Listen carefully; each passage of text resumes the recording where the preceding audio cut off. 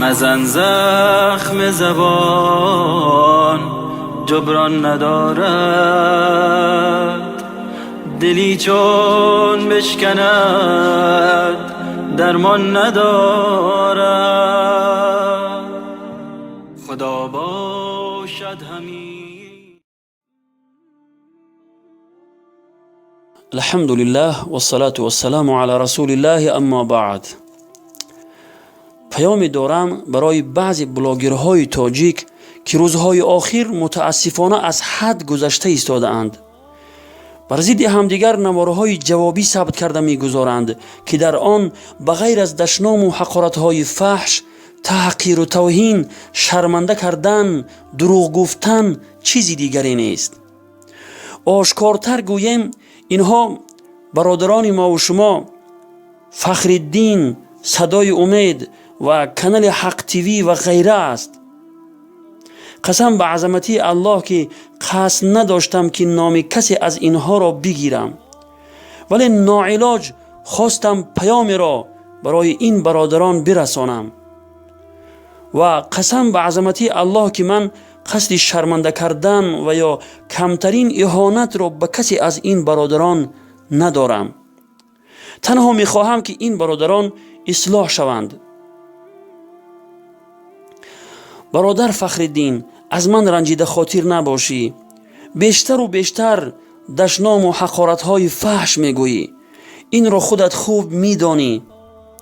کسی را نام گرفته شرمنده میکنی و غیبت کرده به آبروی کسی چنگ میزنی و خیال میکنی که کار خوبی انجام میدهی، ولی در حقیقت گناهان بزرگی را مرتکب میشوی.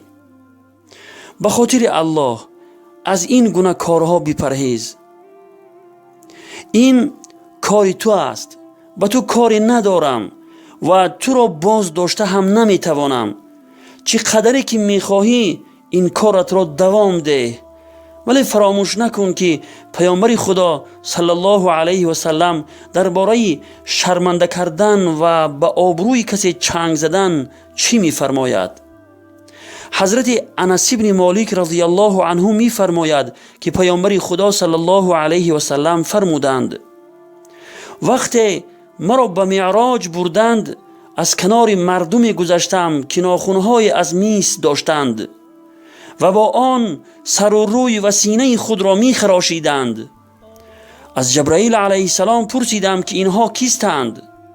فرمود اینها کسانی هستند که در دنیا گوشت مردم میخوردند، یعنی غیبت مردم میکردند و به آبرو و ناموس دیگران چنگ میزدند، یعنی به دنبال عیبها و خطاهای مردم بودند و در پی به آبروی کردن دیگران بودند. العیاذ بالله. روایت ابو داود، حدیث رقم 4878. برادرم فخرالدین، از من رنجیده خاطر نباشی. هرچی که گفتم به خاطر الله گفتم، باقی عمل کردن یا نکردن کاری توست. حوالت با خدا. مراد ما نصیحت بود و گفتیم، حوالت با خدا کردیم و رفتیم. برادر صدای امید و کانال حق تیوی، کانال های شما اسلامی است، یعنی شما دعوتگران به سوی حق و هدایت هستید و باید شما در صبر و حلم و بردباری نمونه دیگران باشید. پس آیا یک دعوتگر و نصیحتگو میتواند کسی را که خلاف فکر و عقیده او سخن گوید و یا به او اهانت و تحقیر کند، او هم در جواب اهانت و تحقیر کند و یا در جوابش عیبها و گناهان او را بیان کرده او را شرمنده کند؟ مگر عالمان و بزرگان دین صفتهای مبلغان و دعوتگران دین را چنین بیان کرده اند؟ مگر دعوت با حکمت و موعظه حسنه که خداوند میفرماید چنین است؟ براستی من در تعجبم که شما چگونه طالب علم هستید. شما خیال میکنید که وقتی دعوت کردید برای شما قند و عسل میدهند؟ انا همین گونه به شما تحقیر و اهانت میکنند، دشنام میدهند، آزار و اذیت میکنند ولی باید صبر و حلم داشته باشید. در جواب آنها باید سلام گویید، نه اینکه نوارهای جوابی ثبت کرده تمامی تحقیر و اهانت را برای یکدیگر روا بدانید و خود و دیگر ملاها را مورد مضحکه مردم قرار بدهید. پناه به خداوند. میگوید که به مادرم دشنام فحش داد. پس آیا شما از حضرت عمر بن عبدالعزیز رحمت الله علیه عبرت نمیگیرید؟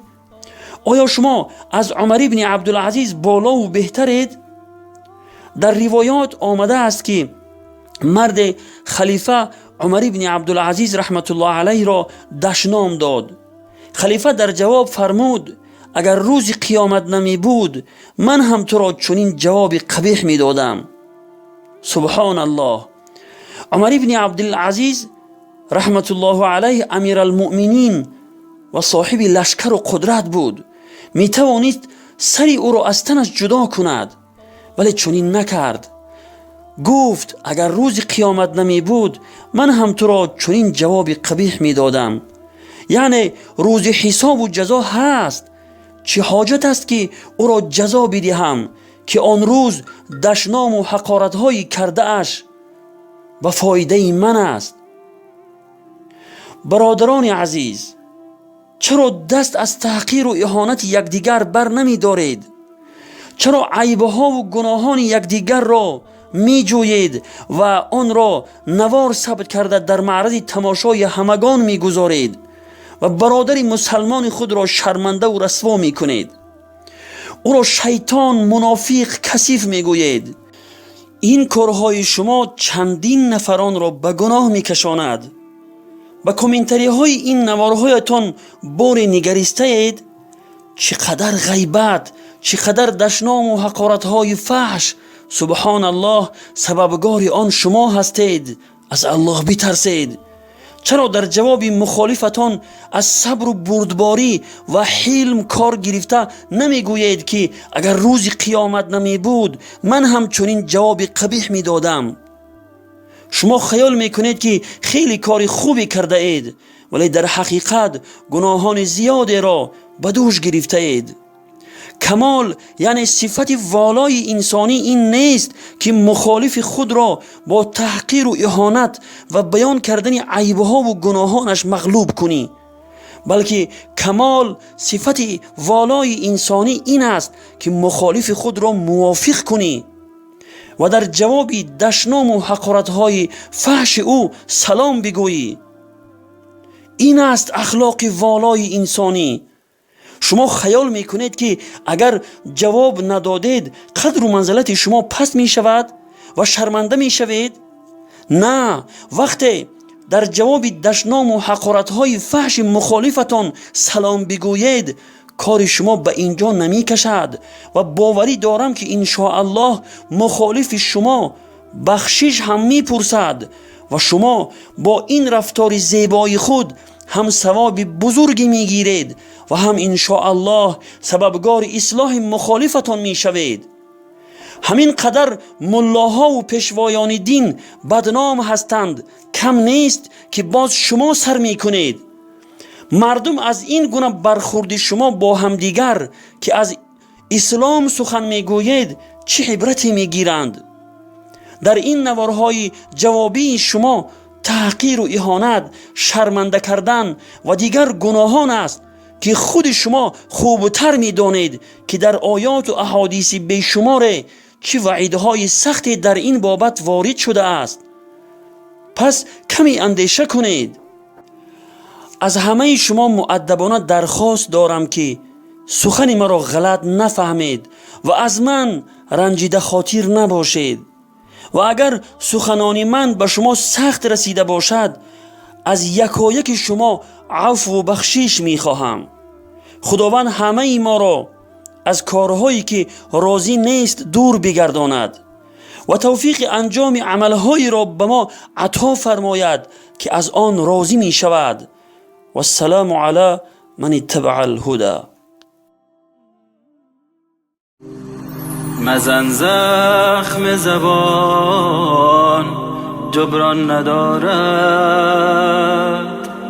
دلی چون بشکند درمان ندارد.